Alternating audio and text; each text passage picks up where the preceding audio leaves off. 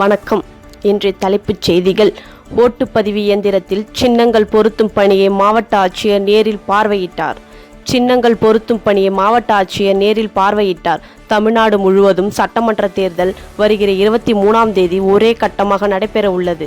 அதனை முன்னிட்டு தேர்தல் ஆணையம் பல்வேறு முன்னெச்சரிக்கை நடவடிக்கைகள் ஏற்பாடுகளை தீவிரப்படுத்தி வருகின்றனர்.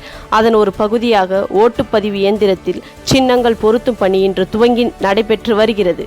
புவனகிரி வட்டாட்சியர் அலுவலகத்தில் நடைபெற்ற இந்த சின்னம் பொருத்தம் பணியை கடலூர் மாவட்ட ஆட்சியர் CB ஆதித்யா செந்தில்குமார் நேரில் பார்வையிட்டு ஆய்வு மேற்கொண்டார். அப்பொழுது புவனகிரி சட்டமன்ற தொகுதி தேர்தல் நடத்தும் அலுவலர் தங்கமணி, உதவி தேர்தல் நடத்தும் அலுவலர் தமிழ்ச்செல்வன் ஆகியோர் உடன் இருந்தனர். மேலும் புவனகிரி சட்டமன்ற தொகுதிக்கு 13 வேட்பாளர்கள் போட்டியிடும் நிலையில் 304 வாக்குச்சாவடிகள் அமைக்கப்பட்டு தேர்தல் நடைபெற உள்ளது என்பது குறிப்பிடத்தக்கது. நன்றி, வணக்கம்.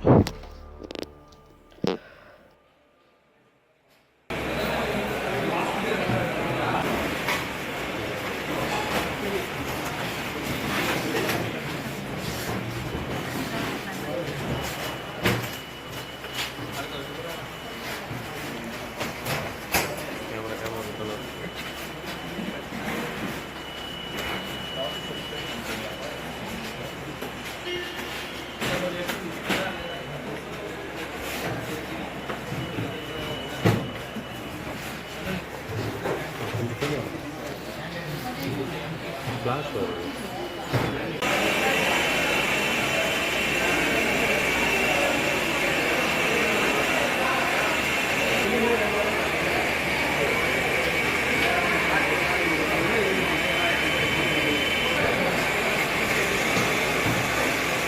சார்